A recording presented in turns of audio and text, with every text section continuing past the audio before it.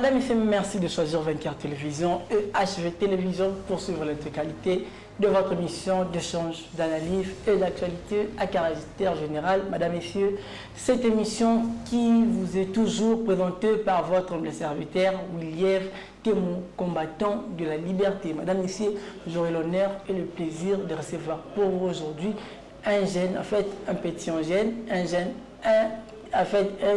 intelligent, un jeune qui compte s'exprimer pour l'intérêt de la République démocratique du Congo. Madame, Monsieur, il s'agit de Monsieur Faustin. Il est activiste, activiste sociopolitique. Bonjour et bienvenue.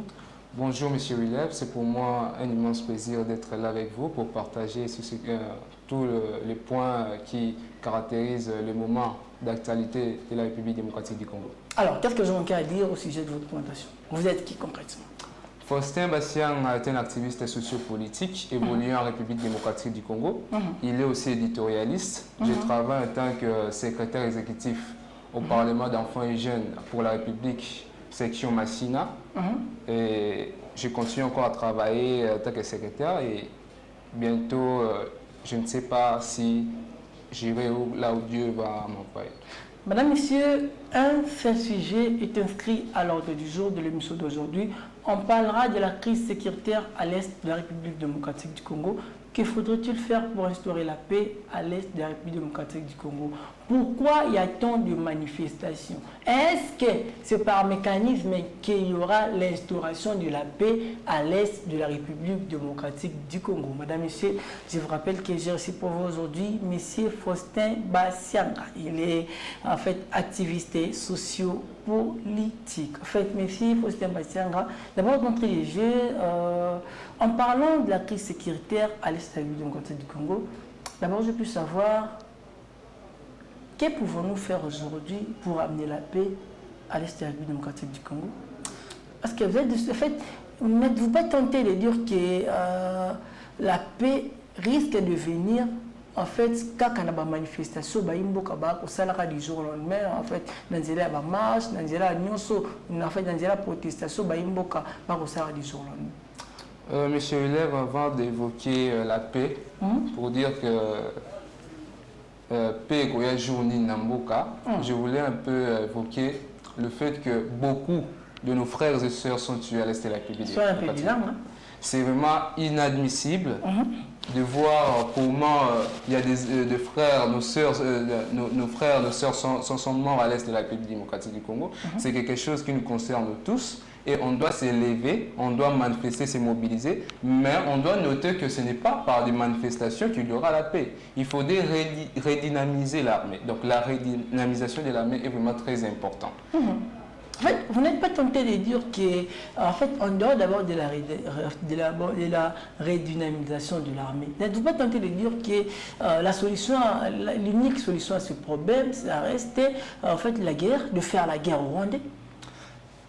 Bon, dans la politique, on dit toujours qu'on choisit, il y a des options lorsqu'on choisit des décisions. Lorsqu'on arrive à adopter des décisions, il y a des choix. En politique, c'est entre le moindre mal et le pire. Donc, dans ces cas-là, faire la guerre au Rwanda peut s'avérer une bonne chose. Comme vous avez l'Israël qui fait la guerre aux Palestiniens, parce que le Palestinien a attaqué l'Israël. Mais cette guerre-là doit un peu écarter les victimes. Vous voyez, lorsque cette guerre introduit les victimes, ça peut être un crime contre l'humanité. On peut faire la guerre au Rwanda. Ce qui va faire en sorte que nous puissions commettre un crime contre l'humanité, c'est lorsque nous associons aussi les victimes. Parce qu'il y a d'autres Rwandais qui sont nos frères, qui n'ont rien à voir avec cette guerre. C'est juste le président du Rwanda, comme l'évoque Patrick Mouya, ministre de la Communication et Médias. Il dit les problèmes de la sous-région de la République démocratique du Congo, c'est Monsieur Paul Kagame. On peut faire la guerre au Rwanda, ce sera contre son armée, tout consort, mais ça ne sera pas contre les victimes du Rwanda. Dès que les victimes du Rwanda seront touchées par cette guerre-là, on va parler d'un crime contre l'humanité. Donc il faut bien réfléchir avant d'évoquer la guerre. Mais c'est aussi bien de faire la guerre, mais cette guerre-là ne puisse pas aussi toucher la population rwandaise qui n'a rien à voir. Parce qu'il y a d'autres frères rwandaises qui n'ont rien à voir, bien qu'il y a d'autres aussi qui ont des choses de choses malveillantes qui sont commises à l'Est de la République démocratique. En fait, concrètement, d'abord, je peux savoir quelle est l'alternative crédible qui peut faire qu'aujourd'hui, qu'il y ait la paix à l'Est? Bon, il est beaucoup plus difficile, même quand on parle de la guerre, même quand on parle des négociations. Il y a le président de la République lors du mini-sommet, il dit que ces négociations doivent être... il n'y aura pas de prix à payer quand il y aura des négociations. Ça veut dire qu'il peut y avoir des négociations, mais que ces négociations soient sincères. Parce qu'il y a plusieurs fois on a fait des négociations, mais rien n'a marché. Il y a des cessez-le-feu, tout ça, tout consort, mais rien n'a marché. Donc les négociations qu'on est capable de faire, ce sont des négociations sincères. Mais au cas où il n'y a pas de négociations, alors on doit agir plus drastiquement. Et plus drastiquement, je fais allusion à la guerre. Agir comment? À la guerre, je fais allusion à la guerre. Quand je parle, on doit agir plus drastiquement, je fais allusion à la guerre. Donc vous êtes de ceux qui estiment qu'on doit impérativement instaurer la guerre contre ceux qui Pas impérativement, parce que les négociations peuvent être nécessaires. Pas impérativement. C'est pas vous-même. Oui. Donc, au cas où les négociations sont sincères. Donc vous êtes de ceux qui je suis neutre. Donc je comprends bien, vous êtes de ceux qui estiment que en fait, vous êtes tenté de dire que c'est possible aujourd'hui, on peut encore utiliser le moyen diplomatique en fait, pour régler ce problème. Oui, lorsque cela est sincère. Lorsque c'est sincère, les négociations sont sincères, on peut établir... Mais en fait, la réalité que le président Félix Tshisekedi dit, l'a essayé à plusieurs reprises et ça n'a pas marché. Bon, pourquoi continuer à faire des négociations en négociations? C'est pourquoi j'avais dit que lorsque ces négociations ne marchent pas, là, on peut faire la guerre. J'avais bien dit que lorsque ça ne marche pas, mais nous avons besoin de négociations sincères, des négociations très sincères. Et lorsque ça ne marche pas, là, on peut faire la guerre. Mais cette guerre ne puisse pas impliquer aussi des victimes. Sinon, on risque de creuser notre propre tombe. Vous voyez, il y a l'Afrique d'ici qui porte plainte à la Cour pénale internationale, contre l'Israël, que l'Israël a commis un crime contre l'humanité en tuant aussi des victimes à Gaza. Donc, on peut faire la guerre. C'est aussi une option, mais on ne va pas aussi impliquer les victimes. Donc, les négociations sont nécessaires au cas où sont nécessaires. Et lorsque les négociations ne sont pas nécessaires, là, on peut faire la guerre. Et en parlant de la guerre, vous êtes de ceux qui estiment que tous les ingrédients sont déjà mis en place pour instaurer la guerre? Bon, est-ce qu'on est en misère? Je ne pense pas. Sur ce fait, je ne pense pas parce que notre armée a besoin de réformes et d'une redynamisation très forte et on doit aussi beaucoup réfléchir concernant la guerre parce qu'on ne doit pas seulement voir les avantages, on doit aussi voir les désavantages de la guerre. Qu'est-ce qui peut arriver, quelle catastrophe peut arriver lorsque nous allons faire la guerre contre le Rwanda?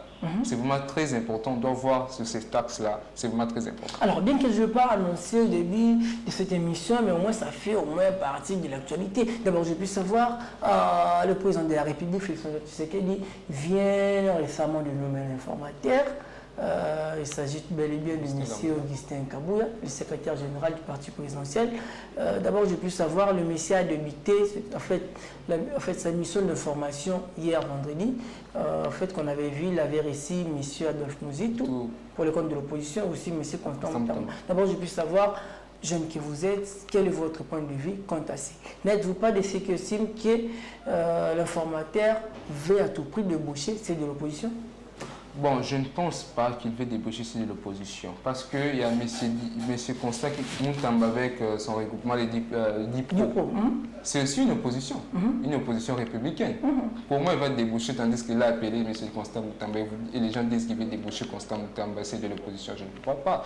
M. Augustin Kabouya a été nommé informateur par le président de la République. Ça veut dire que le président de la République a trouvé en lui des potentialités capables de chercher, de trouver la majorité au sein du Parlement. Donc, vous n'êtes pas de ceux qui estiment que ces derniers cherchent à tout prix être membre du gouvernement. Monsieur Constant Moutamba. Oui, Constant Moutamba. Bon, il peut faire partie du gouvernement, ça ne me dérange pas. Ça ne me dérange pas, c'est tout à fait normal, c'est un citoyen. Tout en étant opposant. Tout en étant opposant. Bon. Lorsqu'il rejoint déjà le gouvernement, il est plus difficile de dire qu'il est opposant. Mais toutefois, il peut travailler dans le gouvernement. Et au cas où il travaille dans le gouvernement, automatiquement, je peux dire, normalement, il n'est plus opposant. Comme c'est un citoyen comme vous, c'est un citoyen comme moi, il peut travailler au gouvernement. C'est juste que son dévouement, c'est son enthousiasme-là de travailler pour le peuple, donc de servir le peuple congolais. Et lorsqu'on est appelé, on a une vocation pour servir le peuple congolais, on doit plus tenir compte de là où nous sommes. Vous pouvez être opposant, tu te dis, mais j'ai cette vocation-là de servir le peuple congolais. De donner le peuple congolais le sourire, de servir notamment dans les institutions de la chose publique, dans la gestion de la chose publique. Et tu ne peux pas regarder que comme je suis opposant, je ne peux pas travailler dans ce gouvernement. Mais lorsque tu as appelé, tu as reçu une vocation de servir le peuple congolais dans la gestion de la chose publique, tu dois quitter la région du gouvernement. Et lorsque lui, M. Constant Moutamba, il se sent capable, il se sent appelé de travailler, de contribuer dans la gestion des choses publiques, puis rejoindre le gouvernement, ça ne me dérange pas. Et en parlant de l'ancien Premier ministre, M. Adolphe Mutsutu, en fait, ces derniers, est-ce que vous n'êtes pas vous n'êtes pas de ceux qui estiment que ces derniers cherchent encore à revenir au gouvernement? Oui, c'est ce que nous constatons tous.